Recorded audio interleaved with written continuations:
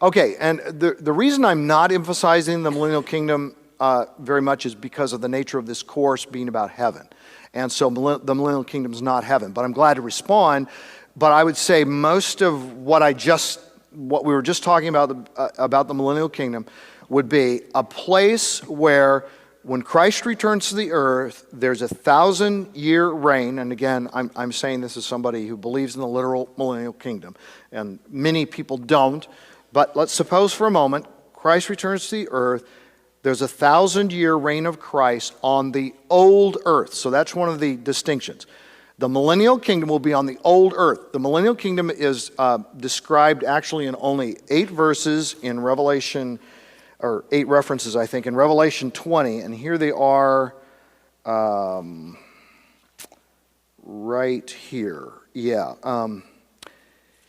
Revelation 20, verse 2. He seized the dragon, that ancient serpent who is the devil, Satan, and bound him for 1,000 years. So Satan is bound for 1,000 years.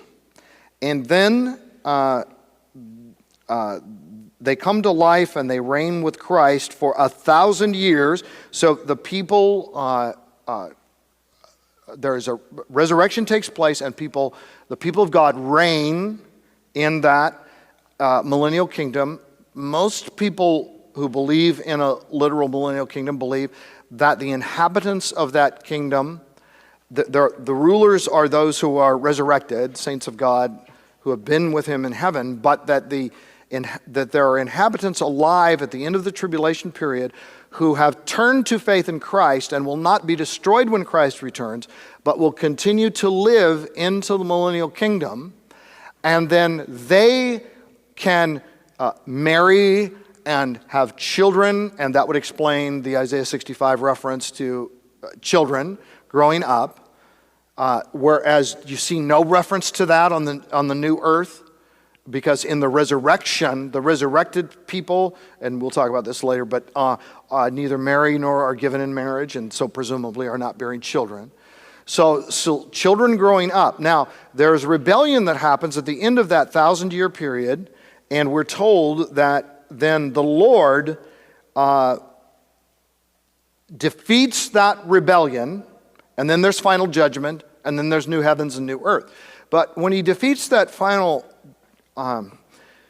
rebellion, people are saying, now wait a minute, if the millennial kingdom is only resurrected people and people who believed in Christ, then who's doing the rebellion?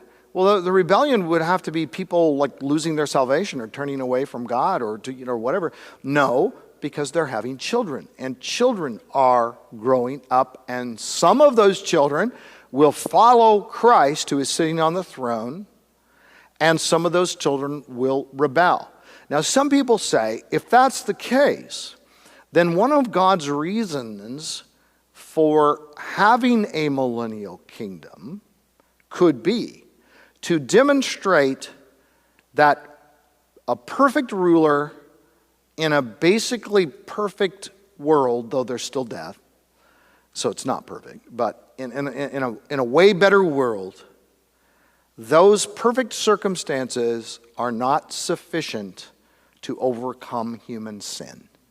Because these people are still under the curse. These people still have the children born there, they're connected to Adam, the rebel, so the first Adam.